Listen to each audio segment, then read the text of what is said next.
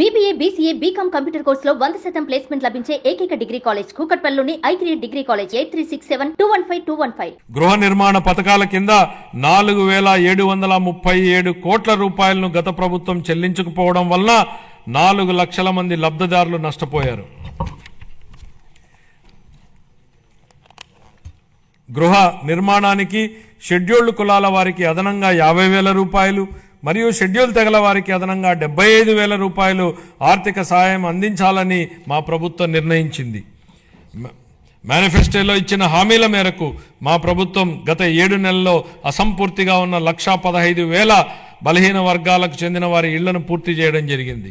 ప్రస్తుతం కొనసాగుతున్న ప్రధానమంత్రి ఆవాస్ యోజన పథకాల కింద 26 మార్చి నాటికి 7 లక్షలకు పైగా ఇళ్లను పూర్తి చేయాలని మా ప్రభుత్వం ప్రతిపాదిస్తోంది. అలాగే జూన్ 25 నాటికి 2 లక్షల ఇళ్లను ఆంధ్రప్రదేశ్ టౌన్షిప్ మరియు ఇన్ఫ్రాస్ట్రక్చర్ కార్పొరేషన్ ఏపీ డిడ్కో ద్వారా అందించనున్నాం. 25-26 ఆర్థిక సంవత్సరానికి గాను గృహ నిర్మాణ శాఖకు 6,318 కోట్ల రూపాయల కేటాయింపును ప్రతిపాదిస్తున్నాను. జలవనరులు కరువు రహిత ఆంధ్రప్రదేశ్ దిశగా ఈ భూమిపై ఏదైనా అద్భుతం ఉందంటే అది నీరే అన్న లోరెన్ ఐస్లీ అమెరికన్ ఆంథ్రోపాలజిస్ట్ మాటలు గుర్తు చేసుకుంటున్నాం అధ్యక్ష. ఈ మాట నీటి ప్రాధాన్యతను వివరిస్తుంది అధ్యక్ష. సాగునీటి రంగాన్ని గత ప్రభుత్వం పూర్తిగా నిర్లక్ష్యం చేసింది. ఈ రంగాన్ని విధ్వంసం చేసింది.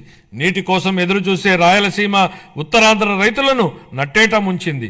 జీవనాడి లాంటి పోలవరం ప్రాజెక్టు మొదలుకుని పల్లెల్లో పిల్ల కాలువల నిర్వహణను కూడా సరిగ్గా పట్టించుకోకుండా వదిలేసింది. నిర్లక్ష్యం వల్ల గత ప్రభుత్వం హయాంలో కొట్టుకుపోయిన డ్యాంలన్నీ చూశాం. వాటి వైపు కన్నెత్తి చూడని పాలకుల్ని చూశాం. మరోవైపు తుంగభద్ర డ్యాంలో గేట్లు కొట్టుకుపోతే తెల్లారక ముందే పొరుగు రాష్ట్రానికి పరుగులు పెట్టించిన నేటి పాలకుడిని చూస్తున్నాం. ఇది మాకున్నటువంటి చిత్తశుద్ధి. గరిష్ట స్థాయిలో 10,000 కోట్ల రూపాయలకు పైగా బిల్లుల బకాయిలు ఉండడంతో అన్ని సాగునీటి ప్రాజెక్టుల పురోగతి కుంటుపడింది. తమ కక్ష సాధింపు రాజకీయాలలో భాగంగా గత ప్రభుత్వం దీర్ఘకాలంగా నిలిపివేసిన నీరు చెట్టు బిల్లులు సైతం ఇందులో ఉన్నాయి. 4,600 కోట్ల రూపాయల బకాయిలను చెల్లించి మా ప్రభుత్వం నిలిచిపోయిన ప్రాజెక్టులను పునరుద్ధరించింది. మిగిలిన బిల్లులను కూడా త్వరలోనే చెల్లించనున్నాం. పోలవరం ప్రాజెక్టు ప్రస్తుత మరియు భావితరాల ప్రజలకు జీవితాలను మెరుగుపరుస్తుందని, అలాగే రాయలసీమ ప్రాంతం మరియు ఉత్తర కోస్తా జిల్లాల భవిష్యత్తును మారుస్తుందని మా ప్రభుత్వం బలంగా విశ్వసిస్తోంది. భవిష్యత్తును తీర్చిదిద్ది వ్యవసాయాన్ని పరిరక్షించి మన రాష్ట్రాన్ని నీటి భద్రత గల కరువు రహిత రాష్ట్రంగా మార్చే శక్తి ఈ ప్రాజెక్టుకు ఉంది.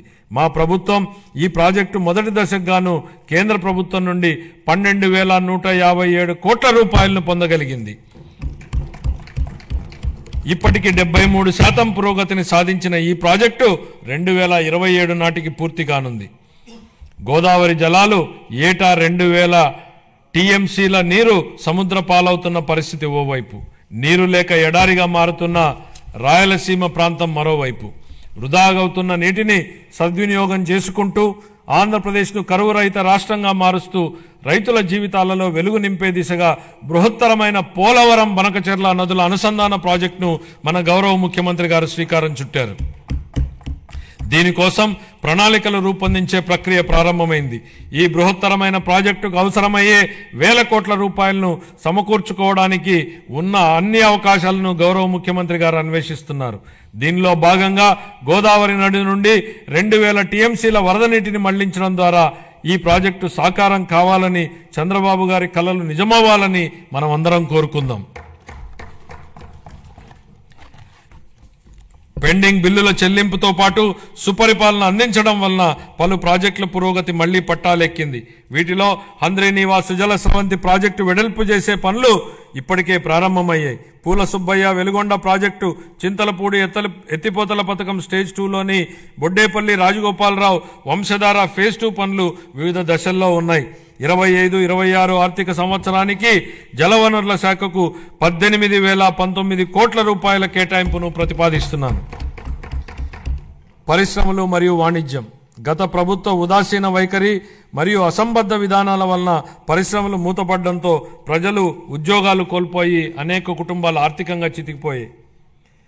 రాష్ట్రం నుంచి అనేక పరిశ్రమలు తరిమివేయబడడంతో వ్యాపార వర్గాల్లో భయాందోళనలు నెలకొన్నాయి. స్కూళ్ళల్లో డ్రాప్అవుట్స్ గురించి మనం వింటూ ఉంటాం అధ్యక్ష.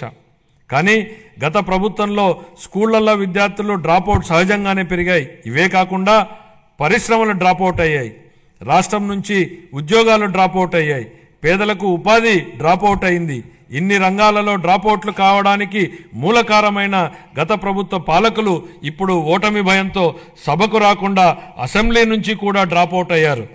వాళ్ళు ప్రజా జీవితం నుంచి శాశ్వతంగా డ్రాప్ అయ్యే రోజులు అతి త్వరలోనే ఉన్నాయి అధ్యక్ష. సుమన్ టీవీలో మీ పర్సనల్ అండ్ బిజినెస్ ప్రమోషన్స్ కోసం కింది నెంబర్కి కాంటాక్ట్ చేయండి.